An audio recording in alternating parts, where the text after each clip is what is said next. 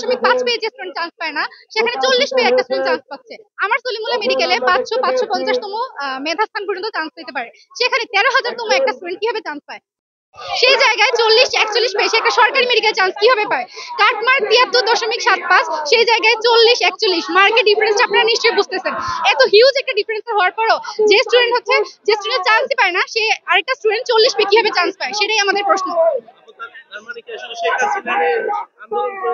আমাদের আন্দোলন পুরোপুরি বৃথা গেল। এটা যে কোটার জন্য আমরা আন্দোলন করছি, যে কোটার জন্য এত রক্ত ঝরলো, সেই কোটার জন্য আবার আমাদের মেডিকেল ভর্তি পরীক্ষা উত্তরপত্রে ত্রুটি আছে। আমাদের মানে কর্তৃপক্ষ একদম দায়সারা কাজ কারবার করে। তাদের কোনো দায়বদ্ধতা নাই এমন একটা ভাব ধরে তারা থাকে। তারা কেন মেডিকেল ভর্তি পরীক্ষার প্রশ্নের নতুন কোনো মানে তারা সমাধান দেয় না? মেডিকেলে যে ১০০টা প্রশ্ন থাকে, ১০০টা প্রশ্নের সমাধান দেওয়া কি খুব কঠিন? তারা কেন আমাদেরকে সেই ১০০টা প্রশ্নের সমাধান দেয় না? সেটা হচ্ছে তাদেরকে জবাব দিতে হবে। এবং আমাদের মেডিকেল ভর্তি পরীক্ষার সিস্টেমটাই চেঞ্জ করতে হবে। এখানে অনুশীলনী প্রশ্নের ভুল প্রশ্নটাই আমাদেরকে আনসার করতে হয়। কেন? আমরা তো পড়াশোনা করেছি, আমরা জানি এটার আনসার কি হবে। তারা কেন ভুল প্রশ্নের আনসারই আবার নেয়? এখন আপনারা যদি ফিজিক্স কেমিস্ট্রি নাই পারেন, আপনারা যদি জানেন যে সঠিক আনসার কি হবে, তাহলে আপনাদের প্রশ্ন করার কোনো দরকার আমাদের প্রয়োজন আমরা মনে করি না। যে পারে, যে প্রশ্ন করতে পারবে তাকে সুযোগ দেওয়া হোক। আমাদের মূল দাবি হচ্ছে মেডিকেল ভর্তি পরীক্ষায় এই যে ৫% কোটা, এই ৫% কোটা যাতে ১% কোটা না থাকে। আমরা মেডিকেল ভর্তি পরীক্ষায় ১% কোটা হচ্ছে টলারেট করব না।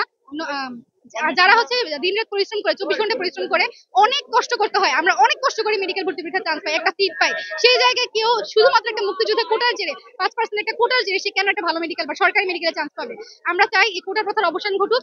ফেসিবাদের কোনো ধারণা বা মতবাদ যাতে আমাদের মধ্যে ধারণা না থাকুক, আমরা সেই প্রত্যাশাই করি। আর আমাদের মেডিকেল ভর্তি পরীক্ষার সংস্কার হোক। আমাদের আজকে হচ্ছে আমরা স্বাস্থ্য অধিদপ্তরে যাব এখনই। এখন যদি আমাদের আজকের মধ্যে যদি এই মেডিকেল ভর্তি পরীক্ষার পুনর্নিরীক্ষার ফল যদি প্রকাশ না হয়, তাহলে হচ্ছে আমরা পরবর্তী কর্মসূচি আপনাদেরকে জানাবো কালকের মধ্যে।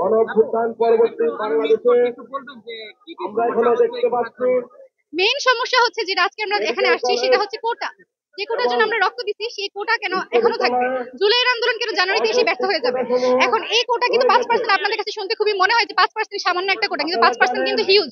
কারণ আপনারা বুঝতেই পারতেছেন যে ৭৩.৫ পেয়ে যে স্টুডেন্ট চান্স পায় না, সেখানে ৪০ পেয়ে একটা স্টুডেন্ট চান্স পাচ্ছে। আমার সলিমুল্লাহ মেডিকেলে ৫৫০তম মেধাস্থান পর্যন্ত চান্স পেতে পারে, সেখানে ১৩,০০০তম একটা স্টুডেন্ট কিভাবে চান্স পায়? তাহলে মাঝখানে যারা ছিল, ৫,০০০-এর পরে যে স্টুডেন্টগুলো ছিল, তারা কি দোষ করছে? তাদের কাছে আমরা কিভাবে সান্ত্বনা দিব?